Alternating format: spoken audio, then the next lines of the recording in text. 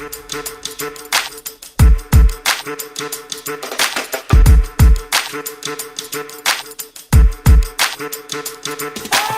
up, Yang Gang? We're live. This is the 14th of March, 2021, and we are covering some current events here. What we got on the low today, Mia? Today, we're going to be asking the question, is Mitch McConnell's exit strategy a crowning end to a 35-year legacy or a plot to keep power out of the hands of Democrats? I'm going to guess number two.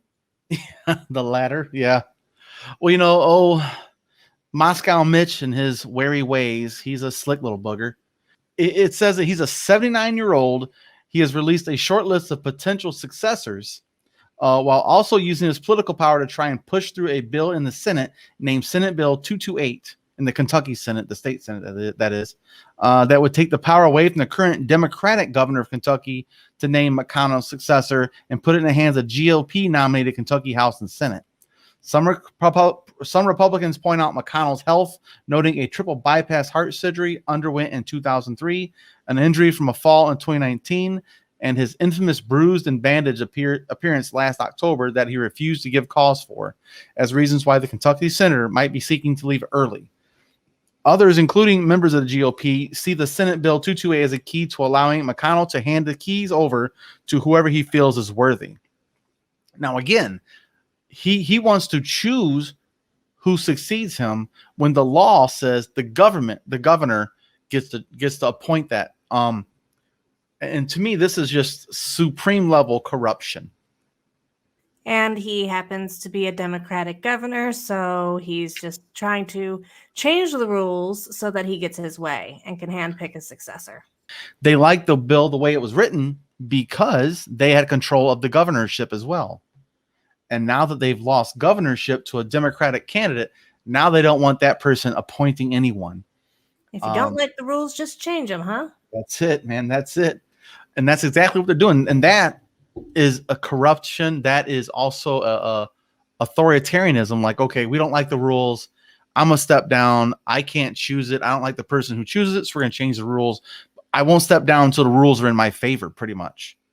That's the case. Yeah. Yeah, that's what it does. So I'm not going to step. He would step down right now if the cards were in his favor, but they're not. So yeah. And also in the article, it says this is echoed in the nickname for which the bill carries the same name that is on the top of the McConnell's short list of successors. Kentucky State Attorney General Daniel Cameron has been McConnell's apprentice and recently pulled some strings to get an endorsement from former President Donald Trump. When Cameron was seeking his attorney general seat, McConnell fears that if new legislation fails to go through, Democratic Governor Andy Beshear will appoint a Democrat in his place in the Senate, throwing a monkey wrench into the 50-50 balance Senate Republicans frighteningly find themselves in. Of course. Yeah. So, and this is all on a Intercept.com article about McConnell. And this was a few days ago, about a week approximately, that this happened. But yeah, I found it very deeply interesting because, one, you've got manipulation of the rules to favor somebody who is politically savvy.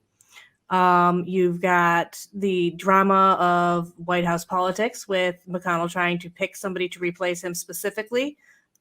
Mm-hmm. And you've got, it's a juicy story to me. Yeah.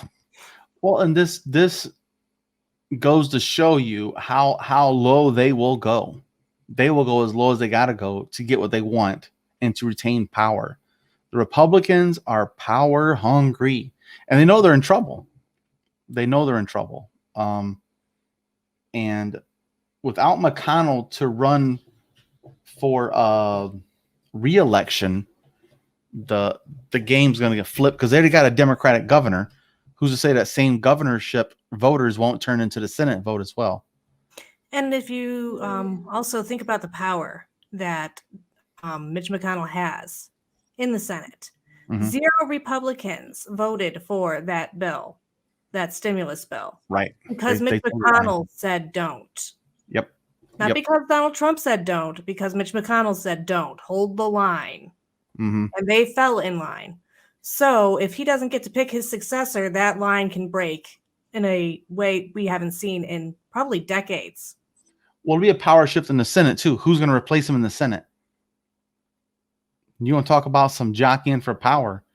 That would be interesting. Same thing for Nancy Pelosi. When she steps down or is voted out, I would like to see her voted out. But whoever steps up for her, I would like to see Katie Porter. I think she is amazing, personally. I'm a stan for Katie Porter because she is lethal, and I love her for that alone. She eviscerates people on the witness stand, if you will, in the Senate. I just want to see some young blood. That's it. Yeah. In leadership.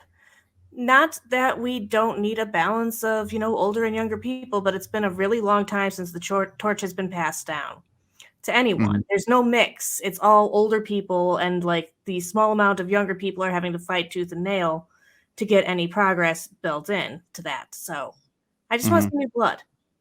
Right. Yeah. And the big thing is also how will there be any ramifications for this type of power move on his part in Kentucky? Because he's not even that popular. Like in his own state, he's not that popular. So I just don't know how the hell does he retain power? Is it just through default? Just because his name's on the ticket? Because red ticket down voting. That's really the only explanation, because if you go to the town halls, the people who show up to the town halls aren't singing his praises.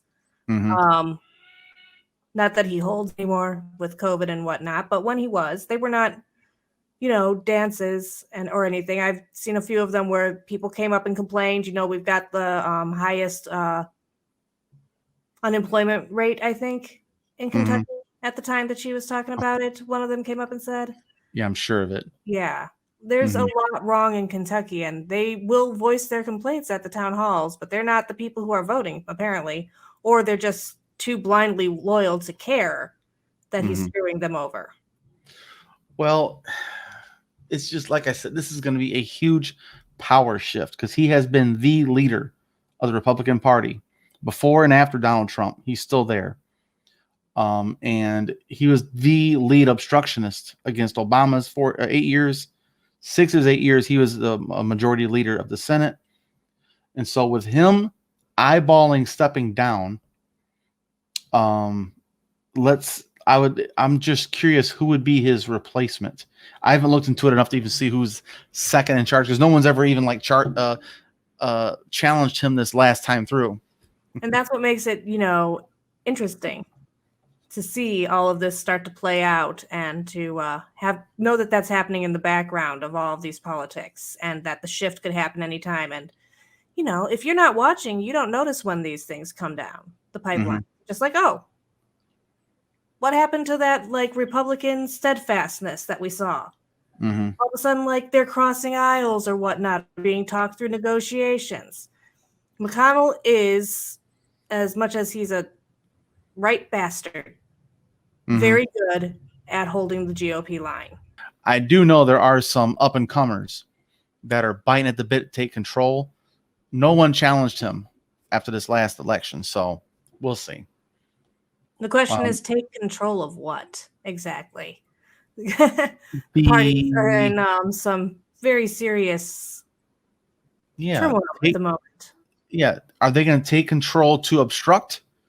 Or are they going to take up control to lead into the future? So I'd be very interested to see how that goes. It would be great to see some Republican young blood too. But absolutely. Yep. There's also people like what's his name? The Mormon dude, Mitt Romney. He's also been a leader of opposition to Trump. So I'd be curious to see what kind of support he would get. Man, I feel so weird about Mitt Romney. Thinking back to when he was running for president versus Obama, and now he's got some of the better bills for Republicans. It's a weird situation. Yeah, I did not like him back then at all, but no, I was a lot more partisan back then too, though. Things were less nuanced to me. I was still entering politics. Well, I was less informed, period. That's how I was less informed. So I was just a open-minded independent but easily manipulated by the media. I wasn't really understanding what they were doing to manipulate my vote. So I voted for Bush and Clinton and Obama. I voted for Obama twice without as much conviction because I didn't like his policies. But the replacement wasn't a great. John McCain was a good guy, though. I did like McCain. But the second one was Romney, and I couldn't really get behind that one either. I think that Palin was really a very big problem for McCain, more than McCain was the problem. Yeah, she was goofy. Yeah. But yeah, guys, let us know what you think about this in the comments section, and we will. If you think who is the next up and comer in the Republican Party in the Senate that's going to take over minority leader for Mitch McConnell when he steps down. So thanks for joining us, guys. We'll see you next time, and like always, gang.